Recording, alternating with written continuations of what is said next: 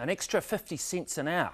That's the pay rise minimum wage earners will be getting come April 1st. It's a change that'll be felt keenly in hospitality.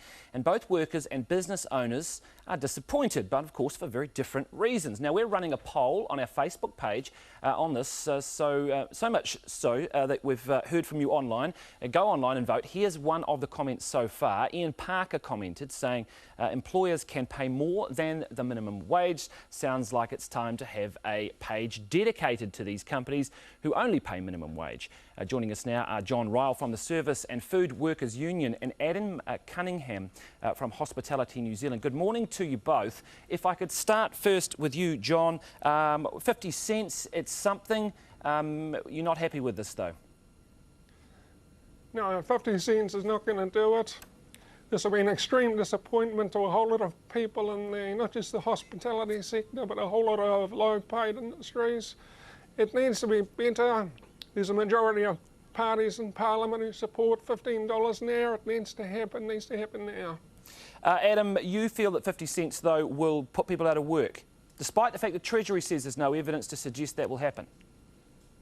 Whether it initially puts people out of work or not, the reality is that any sort of increase forced upon an industry is going to result in the consumers picking up that tab, because there is no fat in this market and we need to find a way to pay for it. And the concept that there's fat cats in hospitality making lots of money that can afford to cover this increase is just not reality. Yeah, we heard it in the election campaign, though. It's an extra 10 cents on your muffin. That a lot of people will be quite happy to pay that, surely, for a decent minimum wage.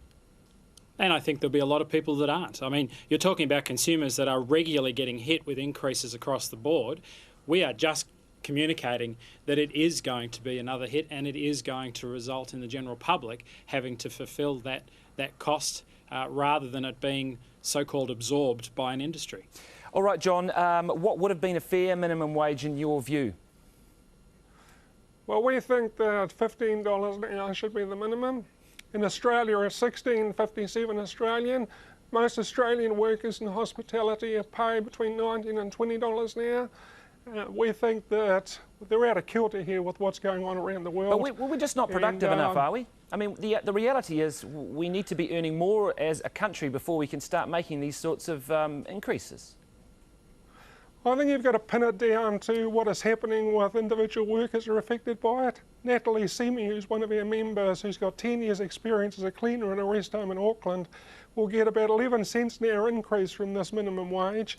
She's supporting a daughter who's at secondary school, another daughter who's in tertiary education, and 2 grandchildren. She thinks it's a joke, and I agree with her. Well, maybe that daughter in tertiary education would have a better chance of getting some part-time work or some work if there was no minimum wage. Therefore, an employer might be more inclined to employ them.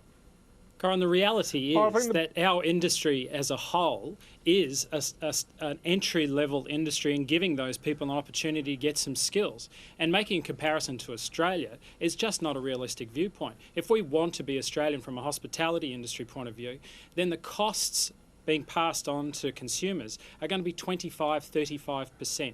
So if that's the direction we want to go, and the government wants to lead that charge, be aware the costs associated with it will be impacting our consumers. John, your response to that?